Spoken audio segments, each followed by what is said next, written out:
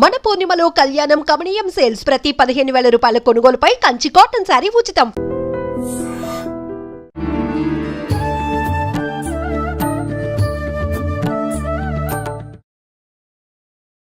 నమస్కారం, welcome to I dream ధర్మ మార్గం కార్యక్రమానికి స్వాగతం. నేను వివిచిత. ప్రస్తుతం మనతో పాటు ఉన్నారు ప్రముఖ ఆధ్యాత్మికవేత్త, ప్రముఖ జ్యోతిష పండితులు డాక్టర్ గుండపూడి శివసుధీర్ శర్మ గారు. ఇప్పుడు గురుగారితో మాట్లాడి అసలు దసరా ఏంటి, విజయదశమి ఏంటి, ఈ రెండు ఒకటేనా, వ్యత్యాసం ఉందా, అసలు ఆ విశిష్టత ఎలా వచ్చింది మనకు, అవన్నీ కూడా గురుగారితో మాట్లాడి తెలుసుకుందాం.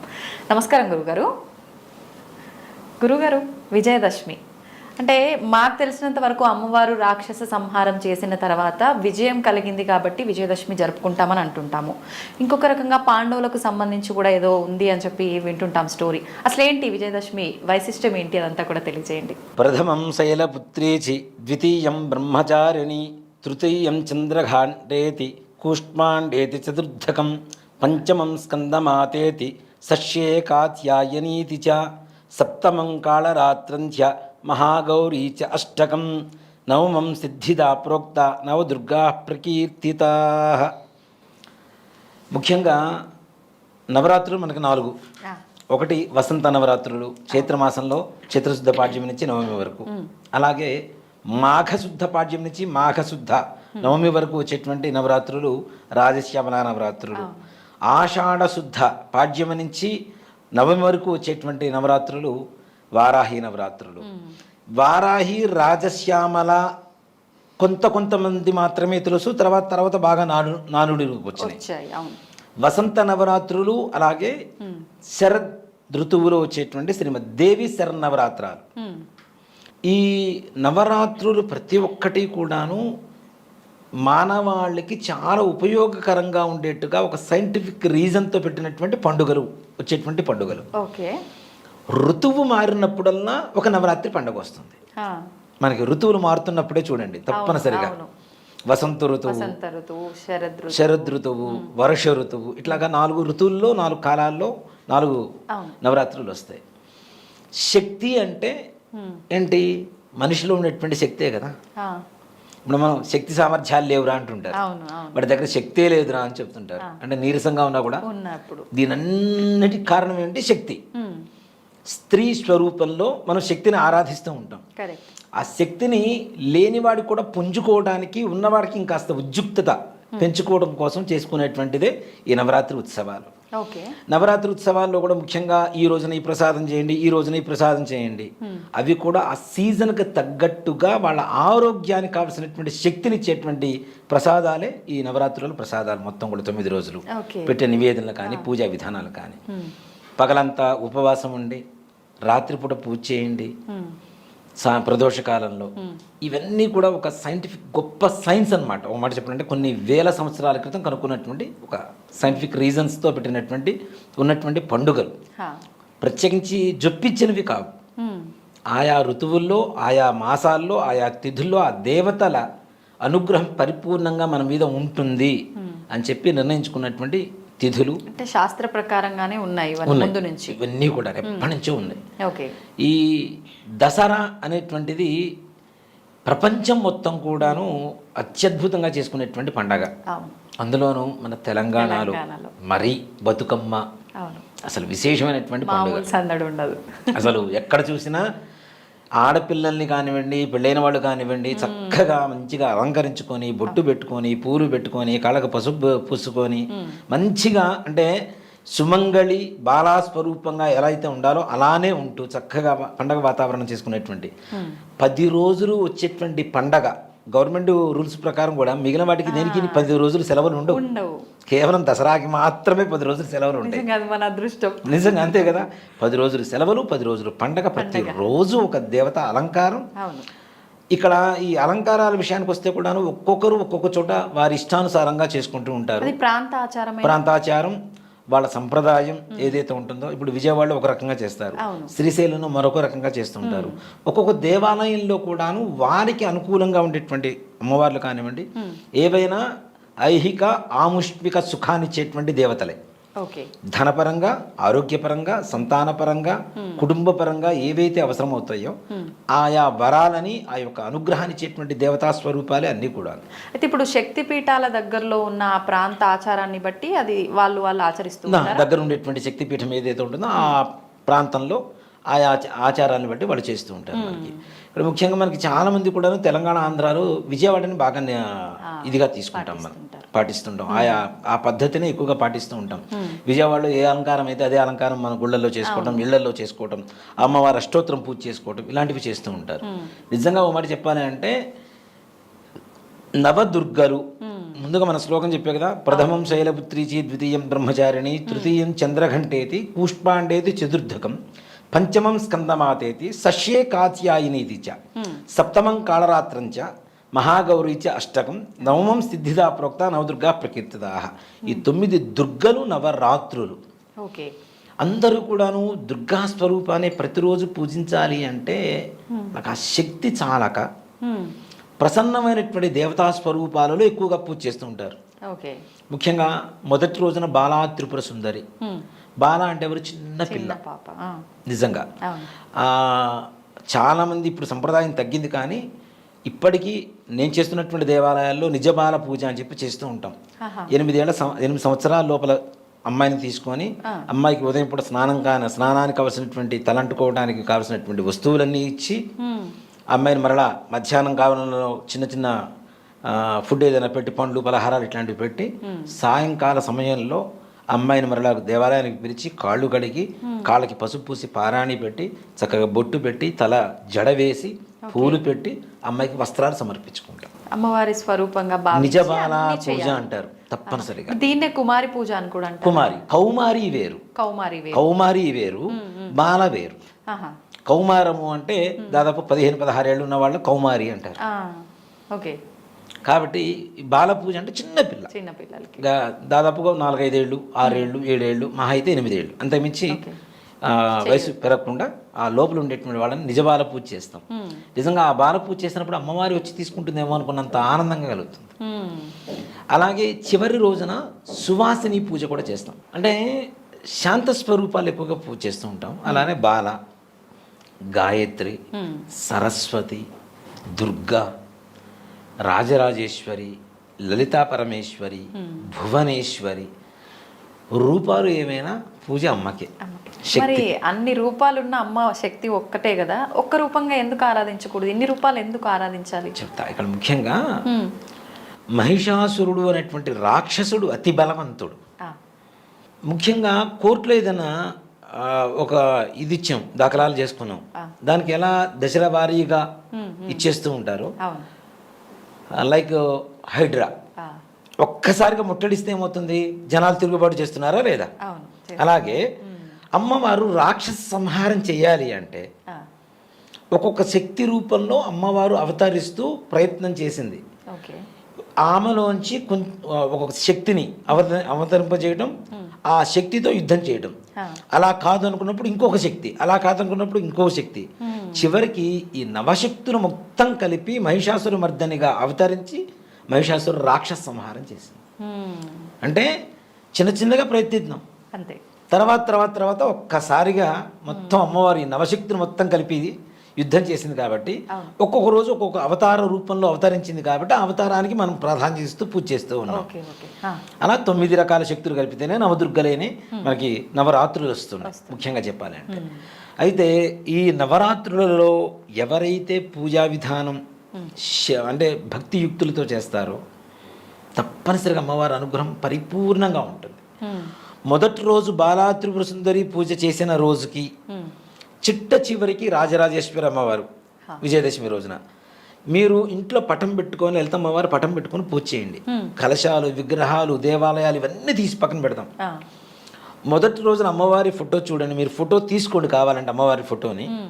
అమ్మవారి ఫోటోని అవ్వడం ఏంటి అని చెప్పి చాలామంది నన్ను విక్రించవచ్చేమో, కానీ 10వ రోజు అమ్మవారి ఫోటోలోనే ఒక పరిపూర్ణత్వం కనబడుతూ ఉంటుంది, మార్పు తెలుస్తుంది తప్పనిసరిగా. ఇప్పుడు నేను మా దేవాలయంలో అలంకారాలు చేస్తూ ఉంటా. ఏ రోజుకి ఆ రోజు అమ్మవారి ఎక్స్ప్రెషన్స్ అంటాం కదా, ఫేస్ ఎక్స్ప్రెషన్స్, అవి మారిపోతూ ఉంటాయి. అది గమనించే వాడికి మాత్రమే అర్థమవుతుంది. నువ్వు ఎలా చేస్తే అలా వస్తుందని కాదు, నేను ఎలా చేయాలో ఆవిడ నిర్ణయించుకుని నాతో చేయించుకుంటుంది. నేను చేయటం కూడా కాదు, ఆవిడ నిర్ణయించుకొని చేయించుకుంటుంది.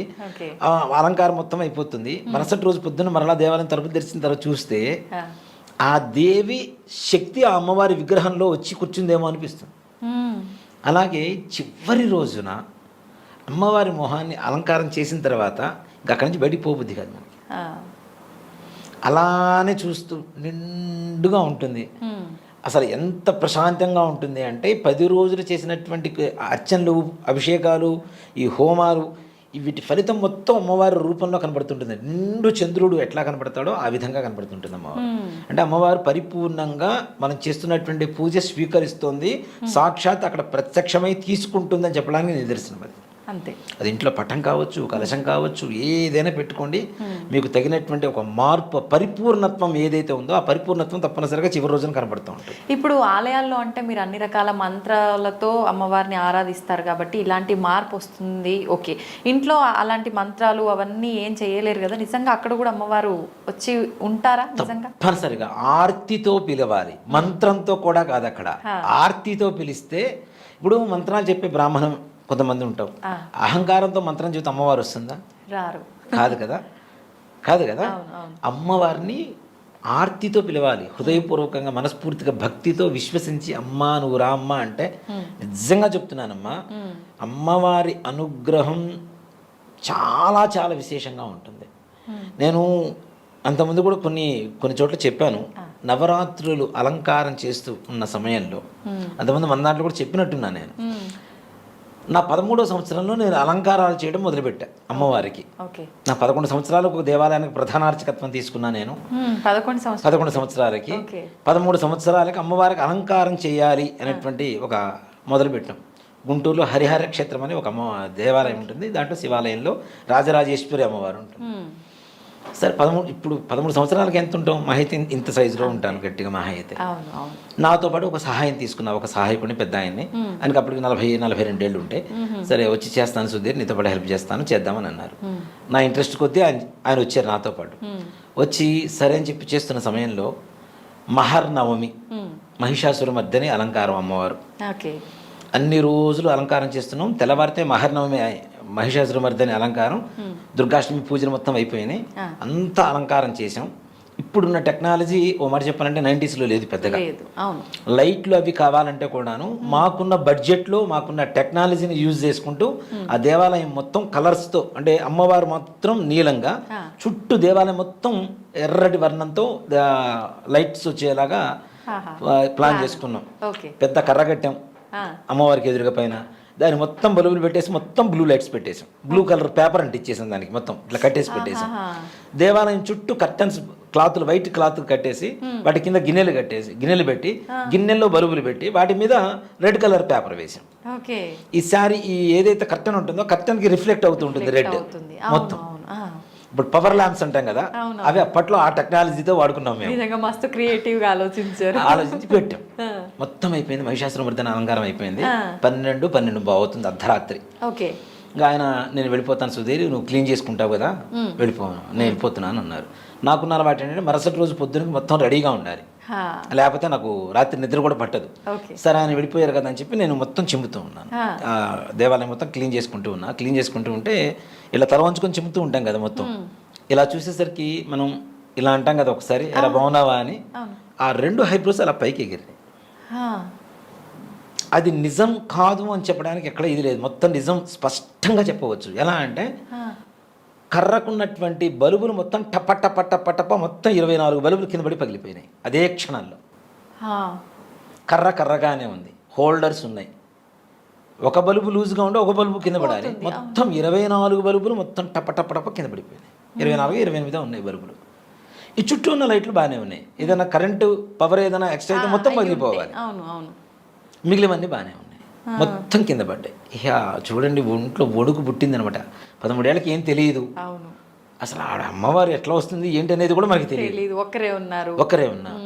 దేవాలయం ఇక్కడ ఉంటుంది, ఇక్కడ నుంచి ఒక 10 అడుగులు యంత్రాలయం ఉంటుంది, అక్కడి నుంచి ఇంకో 10 అడుగులు మామూలు భక్తులందరూ సందర్శించుకునేటువంటి హాల్ ఉంటుంది. దాని వెనక గ్రిల్స్ ఉంటాయి, గోడ మీద గ్రిల్స్ ఉంటాయి. అదే గుళ్ళో మా రూము అప్పట్లో అర్చకుడికి ఇచ్చినటువంటి రూము. మా అమ్మగారిని తీసుకొని వచ్చే భయం పుట్టి, అమ్మ నువ్వు వచ్చి కూర్చో కాసేపు నేను అక్కడ క్లీన్ చేసుకుంటా, నాకు ఏదో సౌండ్లు అవుతున్నాయని. మా అమ్మగారు వచ్చారు. అమ్మవారికి ఎదురుగా కూర్చొని ఆవిడ తూలుతూ నిద్రపోతున్నారు. నిద్రపోతుంటే నేను ఇక్కడి నుంచి 20 అడుగులు దూరంలో గట్టిగా అరిస్తే వినపడదా? అనిపిస్తుంది. అమ్మవారు ఎదురుగా కూర్చున్నా అక్కడి నుంచి లే లే అని చెప్పి ఇక్కడి నుంచి గట్టిగా అరుస్తున్నా. మా అమ్మ దగ్గరికి వెళ్ళి ఆమె లేపుదామని చెప్పి ఒక అడుగు బయటికి వేయగానే ఈ గ్రిల్స్లోంచి ఒక పెద్ద మనిషి, ఒక పెద్ద ముత్తైదు, మొహం నిండా పసుపు, ఇంత బొట్టు, జుట్టు మొత్తం విరబోసుకొని కళ్ళు మొత్తం ఇట్లా ఎర్రగా, మనం అమ్మవారిని చూపిస్తాం చూడండి, చూస్తుంటే ఇప్పుడు కూడా గూజ్ బంప్స్ వస్తుంటాయి నాకు అమ్మవారి గురించి చదువుతూ ఉంటే. అలా ఒక మనిషి అలా నడుచుకుంటూ వెళ్ళిపోతుంది. ఇంకా భయం వేసింది. లోపలికి వచ్చేసి ముందు క్లీన్ చేసుకోవడం తర్వాత సంగతి, తలుపులు వేద్దామని చెప్పేసి ఇట్లా తలుపులు లాగుతూ ఉంటే సౌండ్ అనమాట గట్టిగా, ఒరే నాన్న నిన్నేరా, నా పేరు అమ్మవారి నోట్లోంచి స్పష్టంగా నేను విన్నా నా 13వ సంవత్సరాల్లో.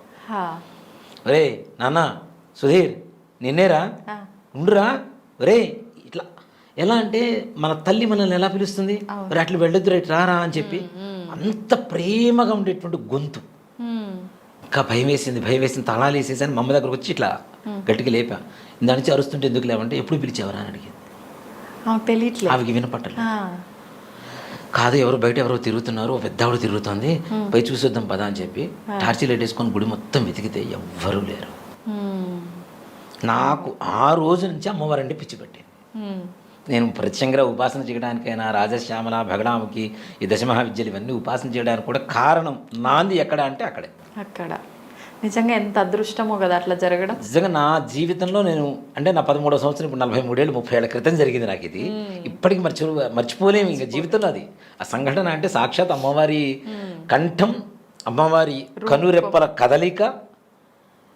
నాకు ఇప్పటికీ మహర్నవమి అంటే చాలా ఇష్టం. అలానే మరుసటి రోజు అక్కడ అలంకారం చేస్తున్నాం.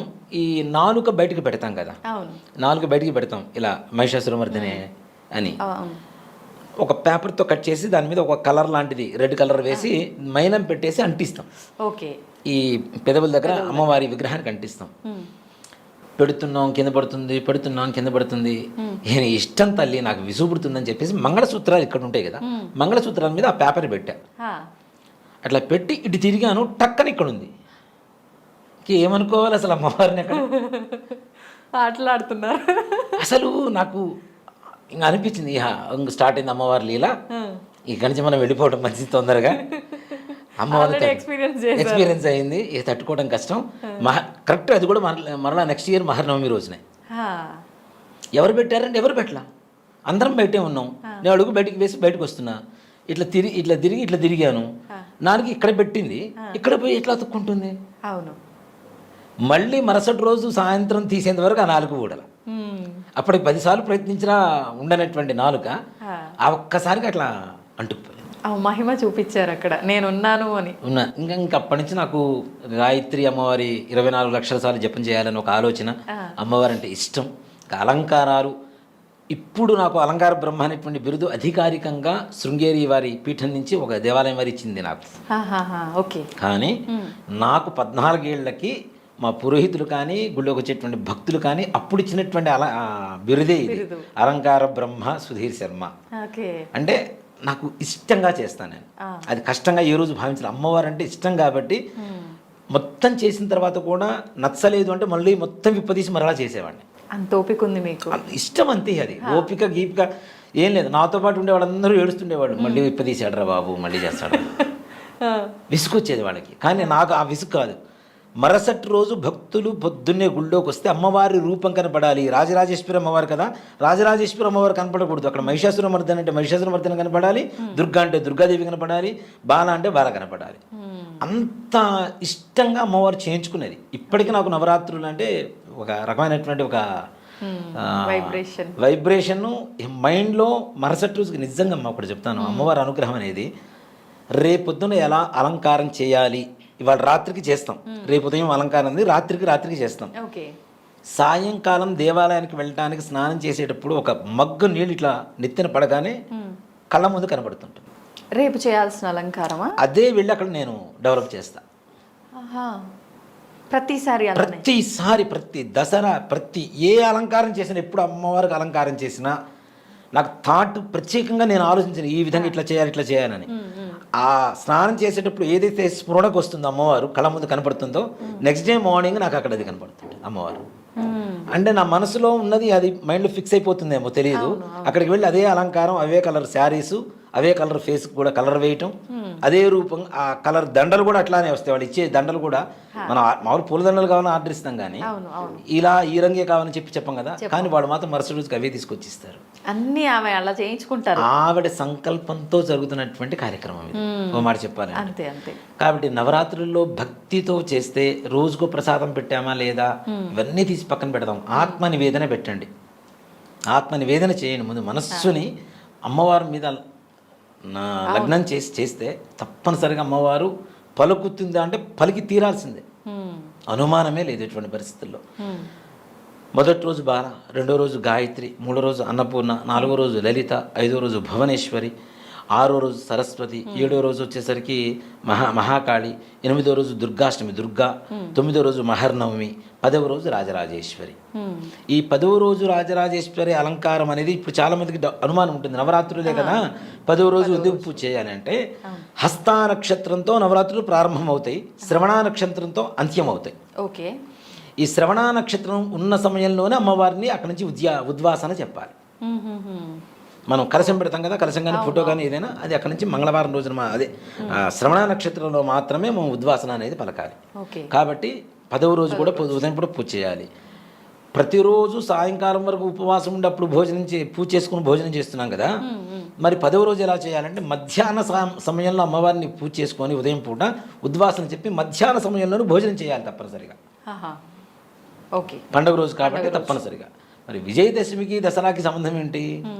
విజయదశమి వేరు, మన నవరాత్రులు వేరు. విజయదశమి అంటే పంచపాండవులకి విజయం కలిగినటువంటి రోజు కాబట్టి విజయదశమిగా వచ్చింది. Okay okay. అలాగే అమ్మవారు నవరాత్రులు 9 రాత్రులు యుద్ధం చేసి రాక్షస సంహారం చేసి 10వ రోజు ప్రశాంతంగా ఉంటుంది.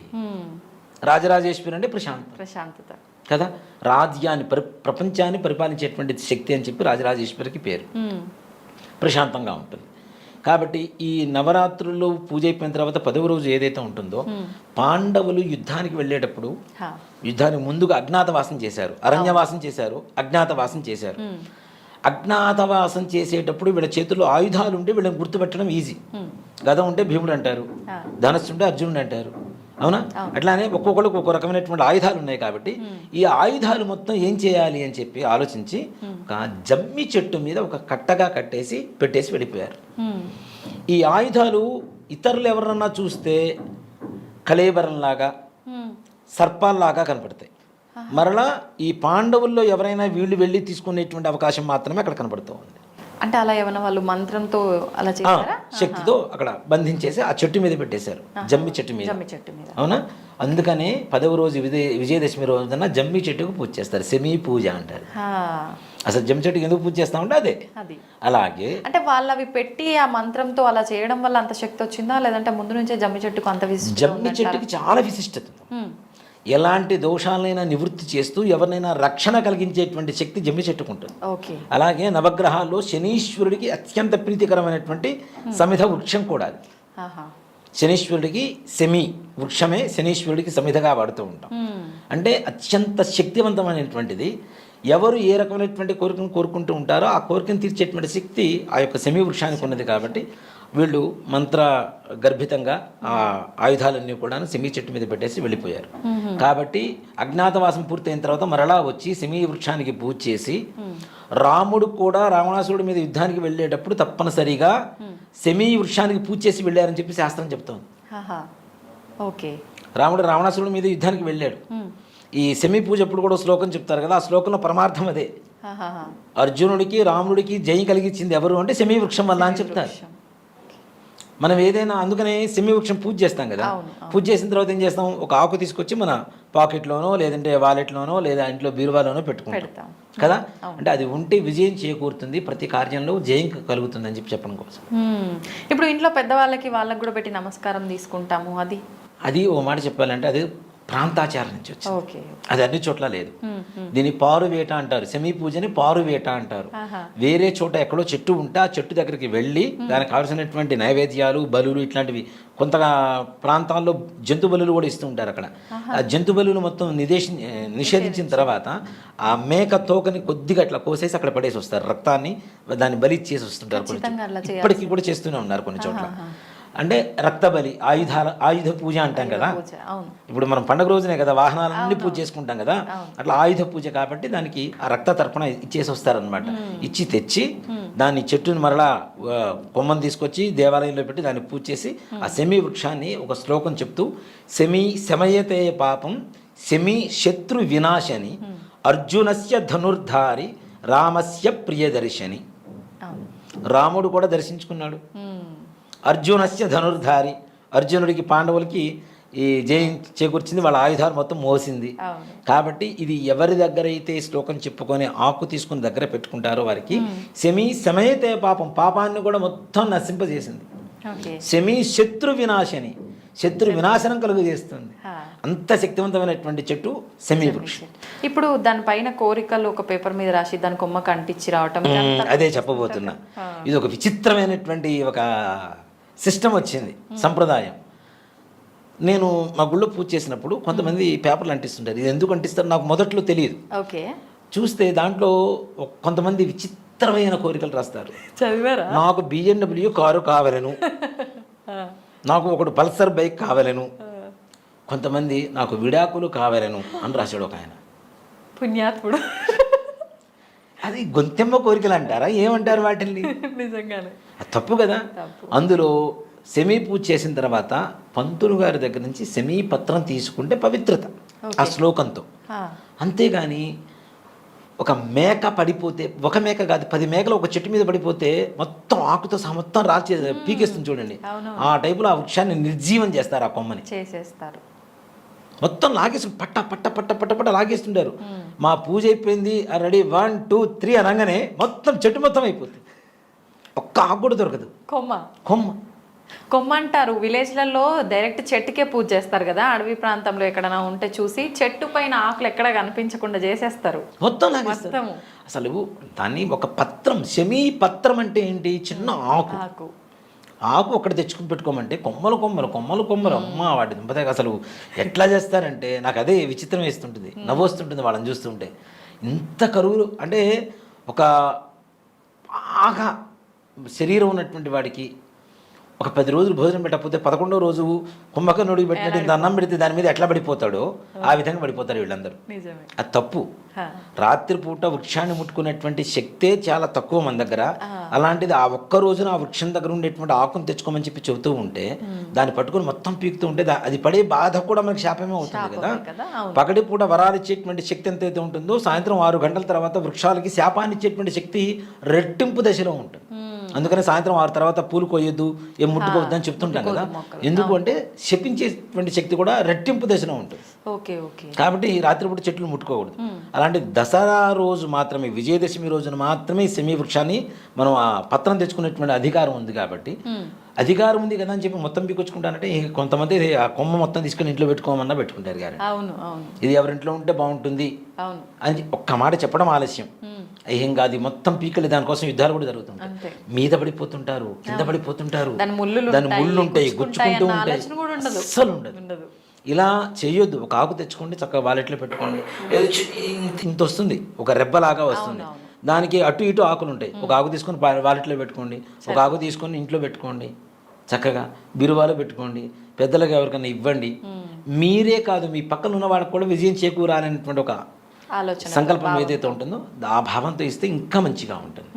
ఈ విధంగా సెమీ పూజ చేసుకోవాలి, కానీ ఎలా పడితే అలా కాదు. అలాగే నవరాత్రులలో ప్రతిరోజు ఉదయం, సాయంత్రం, మధ్యాహ్నం 3 సమయాల్లో దీపారాధన చేసుకోవాలి. తప్పనిసరిగా ఆ దేవత పూజ, ఏ దేవత అలంకారం అయితే ఆ దేవత అష్టోత్తరం పూజ చేసుకోవాలి. నివేదనలు మీకు అందరికి అందుబాటులోనే ఉన్నాయి. చాలా మందికి ఈ నివేదన పెట్టాలి, ఈ నివేదన పెట్టాలని. ఇవన్నీ పెట్టలేని పరిస్థితుల్లో ఉన్న కనీసం పానకం, వడపప్పు ప్రతిరోజు ఇవి పెడితే మనం పెట్టేటువంటి నివేదనలో ఏదైనా లోపం ఉన్నా కూడా వాటితో సరిపోతాయి కాబట్టి తప్పనిసరిగా 6 నివేదన పెట్టండి. అవకాశం ఉంటేనే కొబ్బరికాయ కొట్టండి. ఇప్పుడు శక్తి లేనటువంటి వాళ్ళు ఉంటారు, కొబ్బరికాయ కూడా 30-35 రూపాయలు అవుతుంది. ఇవాళ రోజున శక్తి లేనటువంటి వాళ్ళు కూడా అమ్మవారు పూజ చేసుకోవడానికి అవకాశం ఏంటి అంటే ఇవేవి అక్కర్లా, ఏది ఉంటే అది భక్తితో చేయండి. అమ్మవారి కుంకుమార్చన అష్టోత్తరం పూజ చేసుకోండి చక్కగా. దాని తర్వాత సాయంకాలం మధ్యాహ్న కాలంలో కూడా అష్టోత్తరం లలితా సహస్రనామం చెయ్యండి. చేయలేకపోతే వినండి. లలితా సహస్రనామంలో కూడా చాలా తప్పులు చదువుతూ ఉన్నారు కాబట్టి అవి చాలా తప్పు. చదవకపోయినా పర్లేదు, అసలు చదవకపోయినా పర్లేదు, వినండి.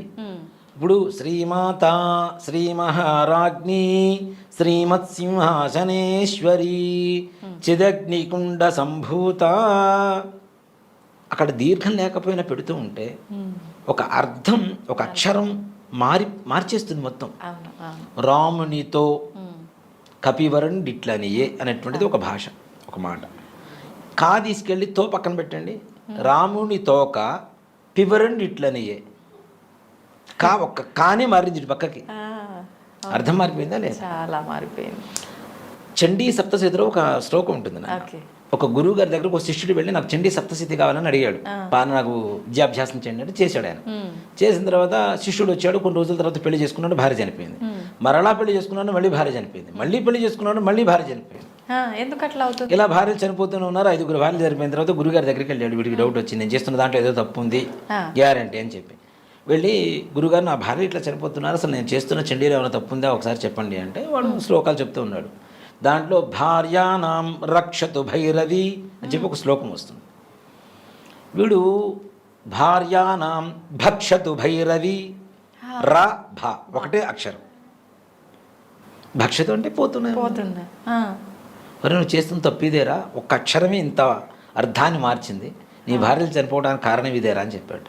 అంటే అసలు చదవకపోయినా పర్లేదు, విన్నా పర్లేదు. నవవిధ భక్తుల్లో శ్రవణం అనేది చాలా విశేషమైనటువంటిది కాబట్టి విన్నా పర్లేదు. కానీ లేని పొంది రాగాలు తీసి ఎవరిష్టానికి వాళ్ళు ఒక సంగీతంలాగా దాన్ని మార్చేసి, అందరూ సంగీత విద్వాంసులే, ఎవరికి వాళ్ళు గానకోకిల అసలు అంటే దాన్ని మారుస్తున్నారు.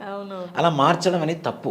ఉన్న దీర్ఘాలు తీసేసి లేని వాటికి దీర్ఘాలు పెట్టి ఒత్తులు పెట్టి ఉన్న వాటికి ఒత్తులు తీసేస్తే దాని అర్థం మారిపోతుంది, వచ్చే పరమార్థం మారిపోతుంది. అంతే. కాబట్టి దయచేసి లలితా సహస్రనామం కానీ ఖడ్గమాల కానీ త్రిశతి కానీ ఏవైనా చేసేటప్పుడు జాగ్రత్తగా చేయాలి. 1-2 సార్లు వింటూ ఉంటే నోటికి వస్తూ ఉంటుంది. అప్పుడు పుస్తకం తీసుకొని చక్కగా చదువుకోండి. దానివల్ల ఉపయోగం ఉంటుంది. కానీ ఎలా పడితే అలా చదివితే మాత్రం వచ్చేటువంటి పర్యవసానం వేరే విధంగా ఉంటుంది. కాబట్టి ఉదయం మధ్యాహ్నం సాయంత్రం లలితా సహస్రనామం అష్టోత్తరంతో పూజ చేసుకోండి. చక్కగా వింటూ మా పక్కన పెట్టుకోండి, ఆడియో వింటూ పూజ చేసుకోండి, నివేదన పెట్టండి, ఆ ప్రసాదం తీసుకోండి, రాత్రిపూట తీసుకోండి. తప్పనిసరిగా 9 రోజులు నిష్టగా చేయగలిగితే అమ్మవారు మన ఇంట్లో తిరిగినటువంటి అలికిడి శబ్దం అనేది మన చెవుల్లో పడుతూనే ఉంటుంది. గ్యారెంటీ. అర్ధరాత్రి పూట ఉలిక్కిపడి లేచి కూర్చోపోతే అడగండి. అంటే అది భయం కాదు, అమ్మవారు వచ్చిందని చెప్పడానికి సంకేతం. ఓకే.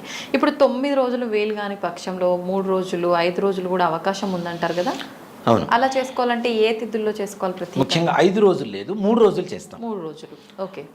సరస్వతి అమ్మవారి అలంకారం, మూలా నక్షత్రం, దుర్గాష్టమి, మహానవమి, ఈ 3 రోజుల్లో కూడా అంటే 5 రోజులు ముందు 6 రోజులు ఏవైతే ఉంటాయో అవి అవకాశం లేకపోతే ఆడవాళ్ళకు ఉండేటువంటి ఇబ్బందులు కావచ్చు, వేరే మహిళలు కావచ్చు, పురులు కావచ్చు, అలాంటివి ఏమన్నా ఉంటే చేసుకోలేకపోతే మిగిలిన 3 రోజుల్లో ఒకే ఇంట్లో ఇప్పుడు 4-5 అమ్మాయిలు ఉంటారు, ఇబ్బందికరమైనటువంటి వాతావరణం ఉంటుంది. అలాంటి వాళ్ళకు కూడా కుదరకపోతే కనీసం మిగిలిన 3 రోజుల్లో చేసుకోవచ్చు.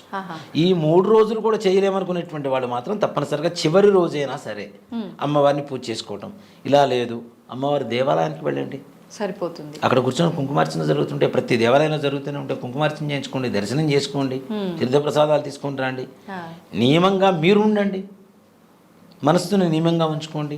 అంతేగాని ప్రతిరోజు కూర్చొని గంటలు అమ్మవారికి పూజ చేస్తేనే అవుతుంది అనేది మాత్రం తప్పు. ఓకే. మనస్ఫూర్తిగా 10 నిమిషాలు చేయండి. మనసు లేకుండా గంటలు చేసి మాత్రం ఏ ఉపయోగం? చేస్తుంటారు, చాలా మందిని చూస్తుంటాను. శ్రీమాత శ్రీ మహారాజ్ని ఏమే ఉప్పేసావా, ఈ రకమైనటువంటి ఇవి నిజంగా ఎక్కువ ఉన్నాయి. పప్పు మాడిపోతుంది చూడు, విజిల్స్ వచ్చినాయి, 3 వచ్చినాయి, ఇవే రకమైనటువంటి వీళ్ళ ఆలోచన ఎక్కడుంది? అమ్మవారి మీద లేదు, ఇంట్లో వంటింట్లో ఉండే కిచెన్ మీద ఉంది. అంత దౌర్భాగ్యమే వచ్చి పడింది మనకి. అది పూర్తి చేసుకున్న తర్వాత ఇచ్చేయి, ఇది పూర్తి చేసుకున్న తర్వాత వచ్చేయి కాదు, రెండు జరిగిపోతూ ఉండాలి. అంతే. ఈ మధ్యలో ఫోన్ వస్తుంది, అక్కాయ్ అక్కడ జ్యువెలరీ షాప్లో చాలా బాగున్నాయి అక్క. సరే నేను మధ్యాహ్నం వెళ్ళిపోతాం, అమ్మవారు పూజ చేసుకుని తొందరగా పూజ చేసుకుని వచ్చేస్తాను. అంత హడావుడే వచ్చింది.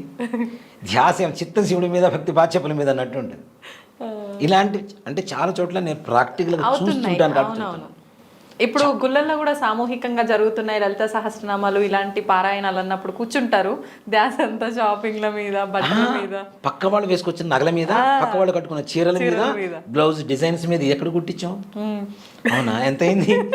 ఈ రకమైనటువంటి అంటే నా కళ్ళారా చూస్తుంటా, నా చెవులారా వింటూ ఉంటా. అక్కడ అభిషేకం జరుగుతూనే ఉంటుంది. వీళ్ళ గొడవ వీళ్ళదే, మా గొడవ మాదే.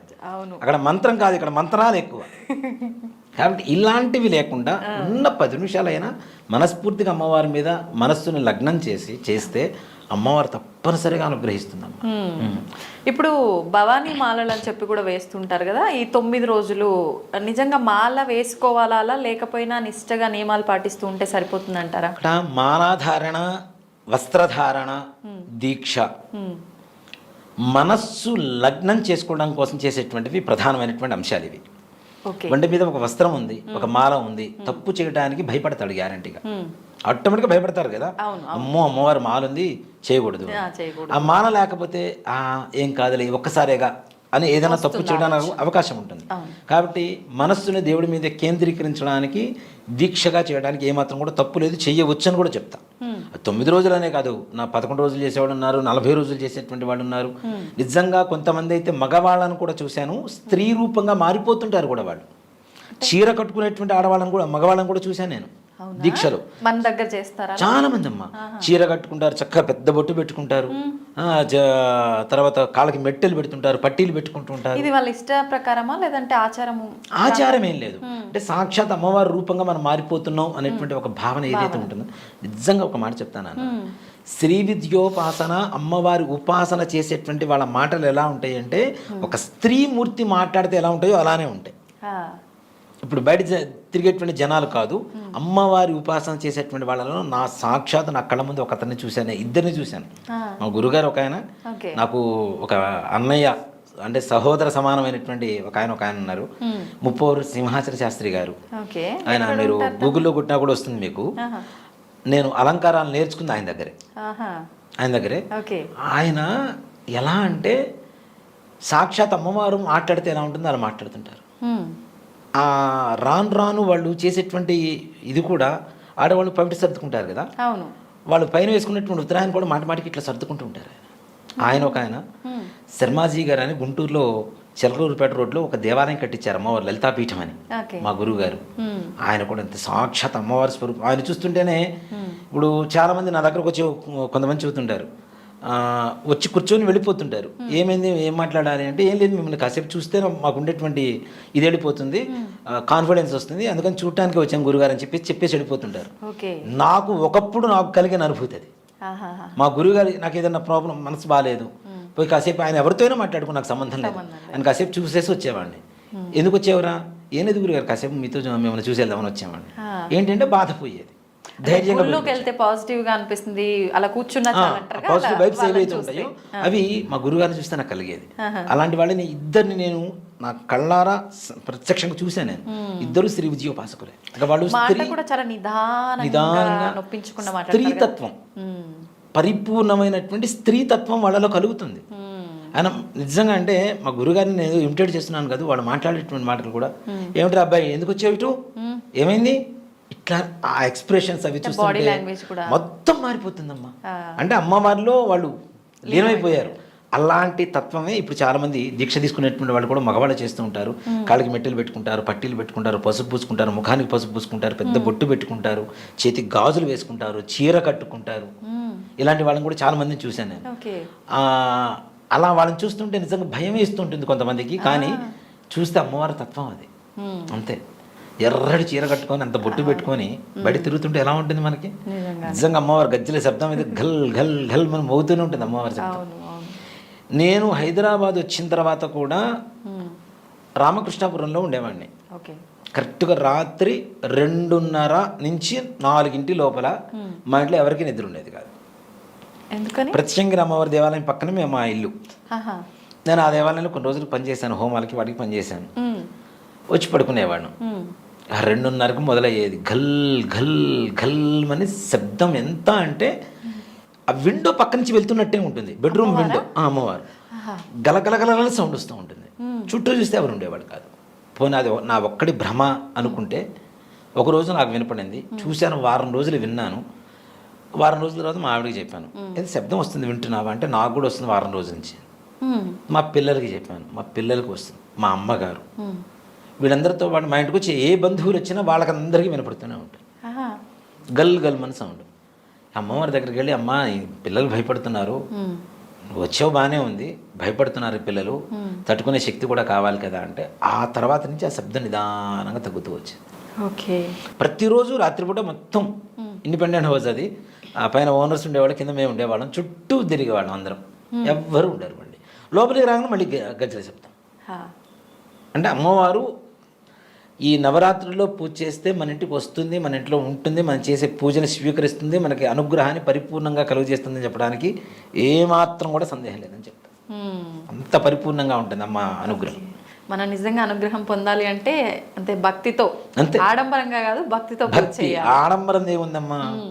కోటి రూపాయలు ఉన్నవాడు ఎవరైనా చేస్తారు. అంతే. కానీ భక్తి అనేది 100 కోట్లు ఉన్న భక్తి రాదు. భక్తి ఉన్న వాడికి 100 కోట్లతో సంబంధం లేదు. అంతే. ఒకటే మాట. నిజంగానే. అవునా? అవును. భక్తి ఉన్న వాడికి ఎక్కడ కూర్చొనైనా ఏ చిన్న రాయిలో అయినా అమ్మని చూసుకుంటాడు. అవును. భక్తి లేనటువంటి వాడికి ఓ కోట్లు ఖర్చు పెట్టి ఎంత చేయాలనుకుంటాం. అవన్నీ ఏం అక్కర్లేదు, అమ్మవారే చూసుకుంటుంది మొత్తం దగ్గర. నిజంగా మనకేం కావాలో ఆమెకు తెలియదా? అమ్మవారికి తెలుసు. మనం అది కావాలి ఇది కావాలని కోరుకోవాల్సిన అవసరం లేదు. మనకి నాకేం కావాలో నీకు తెలుసు కాబట్టి నువ్వు ఏది ఇస్తే తీసుకుంటా అని చెప్పమండి. అమ్మవారి సంకల్పం చేసుకోండి. ప్రతి ఒక్కటి అమ్మవారు ఇస్తూనే ఉంటుంది. మనకి కష్టాలు రావని చెప్పను. మనం చేసుకున్న కర్మ మనకు కష్టాలు రాకుండా ఎలా ఉంటాయి? ఇప్పుడు చెయ్యి మనదే, కత్తి మన ఇంట్లోదే, కోసుకుంటే రక్తం రాదా, నిప్పి రాదా? కాబట్టి మనం చేసుకున్న కర్మకి మనం అనుభవించాలి. కానీ కష్టాల నుంచి దాటవేసేటువంటి మార్గాన్ని చూపిస్తుంది అమ్మవారు. చేపట్టుకొని ఆ నదిని దాటిస్తుంది, మనకి కష్టాల నదిని దాటించి ఒక తీరానికి చేరుస్తుంది. ఓకే. ఇప్పుడు ఉపవాసం అన్నారు కదా, కొంతమంది అంటే మధ్యాహ్నం తిని అలా చేస్తారు, కొంతమంది నైట్ తిని డే అంతా ఉంటారు, కొంతమంది అసలు మొత్తం లిక్విడ్స్తోనే ఉంటారట, రకరకాలుగా చేస్తుంటారంట. అసలు ఎలా చేయాలి ఉపవాసం? ఓ మాట చెప్పాలి అంటే, రాత్రి పూజ, నవరాత్రుల పూజ కాబట్టి రాత్రిపూట పూజకి ప్రాధాన్యత ఎక్కువ ఉంటుంది.